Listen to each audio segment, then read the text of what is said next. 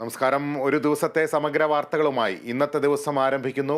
ആദ്യം നോക്കാം തലക്കെട്ടുകൾ.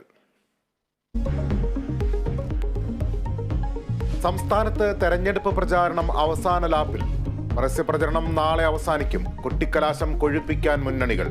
അവസാന മണിക്കൂറിൽ വോട്ടുറപ്പിക്കാൻ സ്ഥാനാർത്ഥികൾ.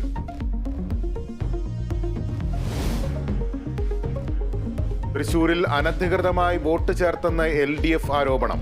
കൊച്ചിയിൽ കോൺഗ്രസ് പ്രവർത്തകർ ആക്രമിച്ചതായി 2020 വനിതാ നേതാവ്. തെരഞ്ഞെടുപ്പ് പ്രചാരണത്തിന് ആരെയും ചുമതലപ്പെടുത്തിയിട്ടില്ലെന്ന് സമസ്ത. ലീഗും സമസ്തയും തമ്മിൽ പ്രത്യേക ബന്ധമെന്നും വിശദീകരണം.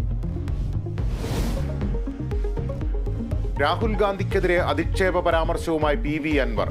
രാഹുലിന്റെ DNA പരിശോധിച്ച് പാരമ്പര്യം ഉറപ്പാക്കണമെന്ന് പരാമർശം.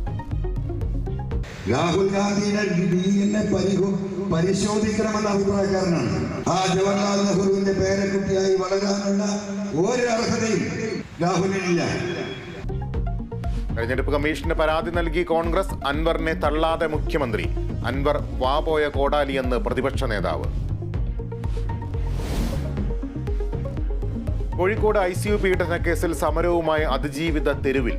പ്രതിഷേധം അന്വേഷണ റിപ്പോർട്ടിന്റെ പകർപ്പ് ലഭിക്കാത്തതിൽ. 3 ദിവസത്തിനകം അന്തിമ തീരുമാനമെന്ന് ഉത്തരമേഖല IG.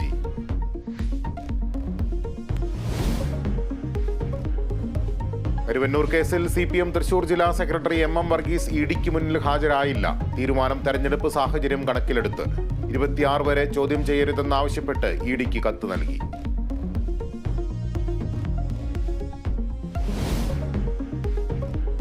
IPL-ൽ ചെന്നൈ ലക്നൌ പോരാട്ടം. മത്സരം രാത്രി 7:30 ചെന്നൈ ചിദംബരം സ്റ്റേഡിയത്തിൽ.